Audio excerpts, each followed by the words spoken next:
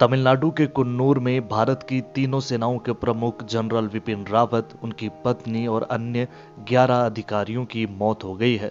हादसे के बाद से ही रावत परिवार के बारे में जानने की उत्सुकता लोगों में बहुत हद तक बढ़ गई है। ऐसे में आज के इस वीडियो में हम आपको रावत परिवार के पूरे इतिहास के बारे में बताने जा रहे हैं।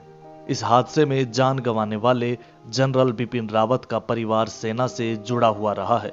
जनरल बिपिन रावत का जन्म 16 मार्च 1958 को उत्तराखंड के पौड़ी में एक गढ़वाली परिवार में हुआ था।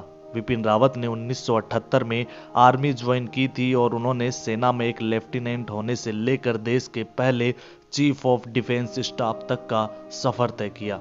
लेकिन बिपिन रावत इकलौते वो व्यक्ति नहीं थे जो रावत परिवार की तरफ से सेना में सेवाएं दे चुके थे। उनसे पहले उनके पिता और दादा भी सेना में ही थे।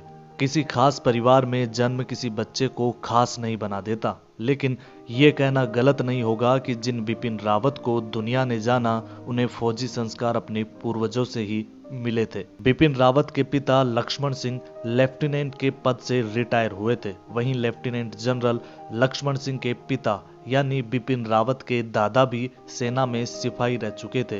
ये संयोग ही था कि दिसंबर 1978 में बिपिन रावत उसी गोरखा रेजिमेंट की 5वीं बटालियन में कमीशन हुए जो कभी उनके पिता की यूनिट हुआ करती थी। सेना में कहा जाता है कि जवानों के धर्म और पंथ ही अफसर के धर्म और पंथ होते हैं। इस नाते जनरल बिपिन रावत और उनके पिता लेफ्टिनेंट जनरल लक्ष्मण सिंह रावत गोरखा अफसर थे, यानी वो गोरखा थे।